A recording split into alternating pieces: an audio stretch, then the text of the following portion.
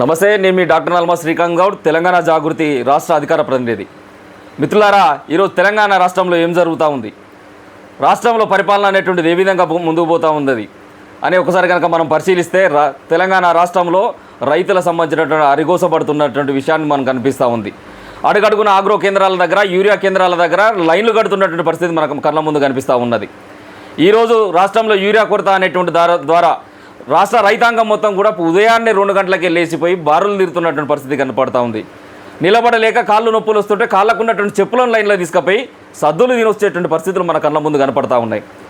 మరి ఈరోజు రాష్ట్రంలో కానీ కేంద్రంలో కానీ ఇలా కేంద్రంలో ఉండబడేటువంటి బీజేపీ కూడా యూరియాను మేము అందుబాటులో తీసిపెట్టినాం, దేశంలో యూరియా కొరత అనేటువంటిది లేదని చెప్పేసి ఒకరొక బీజేపీ వాదిస్తూ ఉన్నది.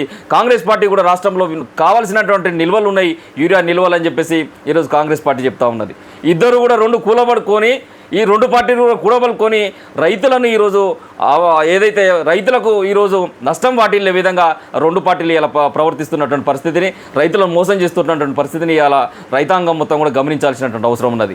నాడు కేసీఆర్ గారి యొక్క పాలనలో ప్రతి సంవత్సరం కూడా 10 లక్షల సంబంధించిన మెట్రిక్ టన్నుల యొక్క యూరియా నిల్వలను తీసుకువచ్చి వెంటనే కేసీఆర్ గారు ఈ యొక్క యూరియా నిల్వలను ఆగ్రోస్ కేంద్రాల ద్వారా రైతన్నలకు అందించినటువంటి మాట వాస్తవం కాదా? మరి ఈ సంవత్సరం 5.25 మెట్రిక్ టన్నుల సంబంధించినటువంటి యూరియా నిల్వలు మాత్రమే మనం డ్రా చేసుకున్నాము. మరి మిగతా 5 మెట్రిక్ టన్నులకు సంబంధించినటువంటి యూరియా ఎక్కడా? ఇది ఎందుకు కనిపిస్తలేదు? ఒకవేళ నిల్వలు ఉన్నాయని చెప్పేసి కాంగ్రెస్ పార్టీ చెప్తే మరి యూరియా కుంభకోణానికి పాల్పడుతున్నారా? యూరియాను బ్లాక్ మార్కెట్లో తరలిస్తున్నారా? దీని వెనక అనేక రకాలైనటువంటి అనుమానాలు ఇలా తెలంగాణ జాగృతి వ్యక్తపరుస్తూ ఉన్నది. యూరియా కుంభకోణం జరిగిందేమో అని చెప్పేసి కూడా తెలంగాణ జాగృతి వ్యక్తపరుస్తూ ఉంది ఆ యొక్క అనుమానాన్ని.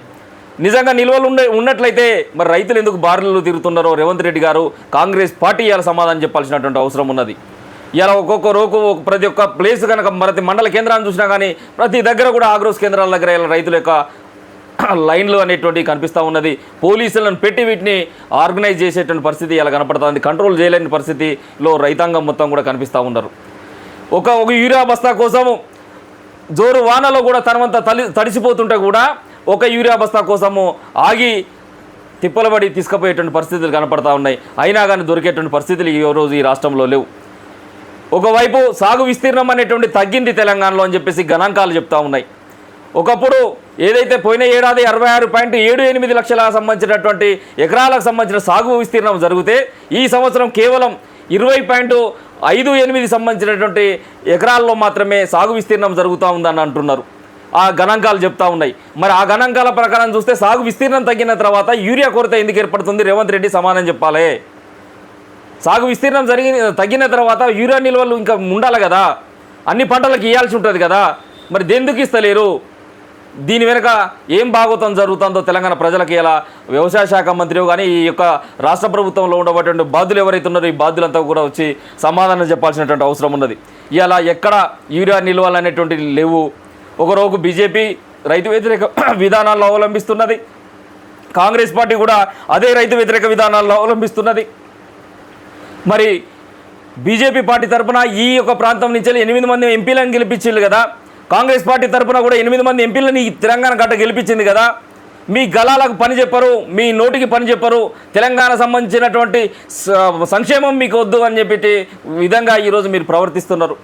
మరి బీజేపీ పార్టీ యూరియా నిల్వలు కనుక ఇచ్చినట్లయితే, దేశంలో ఉన్నట్లయితే మా ప్రాంతానికి సంబంధించిన రైతాంగానికి ఈ యొక్క యూరియా నిల్వలు రావట్లేవు అని చెప్పేసి మీరు ఎందుకు మాట్లాడలేరో సమాధానం చెప్పాలి. పని లేక గెలిపించిలా మిమ్మల్ని?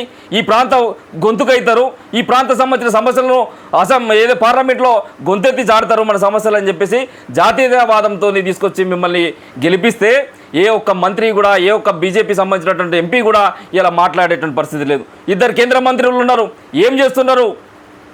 ఒక్కరోజు కూడా మీ యొక్క నాలుకలు స్పందించట్లేవు.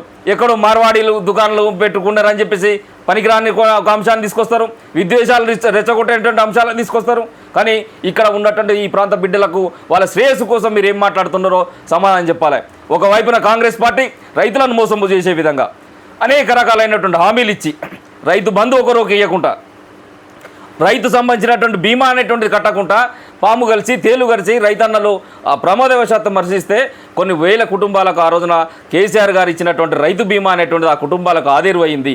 అట్లాంటి రైతు బీమాను కట్టకుండా ఇలా అనేక మంది రైతులు ప్రమాదవశాత్తు చనిపోతే ఆ కుటుంబాలు ఇలా రోడ్డున పడేటువంటి పరిస్థితి ఉన్నది.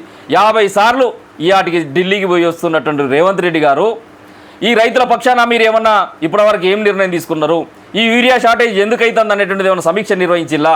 పోనీ అకాల వర్షాలతో అన్నదాతలు ఆగమైపోతున్నటువంటి అన్నదాతలకు ఆగమైపోయి వాళ్ళ పంట నష్టం జరిగితే ఆ పంట నష్టం ఎంతమందికి ఇచ్చిల్లో, ఎక్కడెక్కడ ఇచ్చిల్లో ఒక శ్వేతపత్రం రిలీజ్ చేయగలుగుతారా? రేవంత్ రెడ్డి మీరు సమాధానం చెప్పాల్సినటువంటి అవసరం ఉన్నది. ఇవాళ 50 సార్లు ఢిల్లీకి పోయినావు, కానీ రైతు సంబంధించిన సంక్షేమాన్ని మర్చినావు, ప్రజా సంక్షేమాన్ని మర్చిపోయినావు.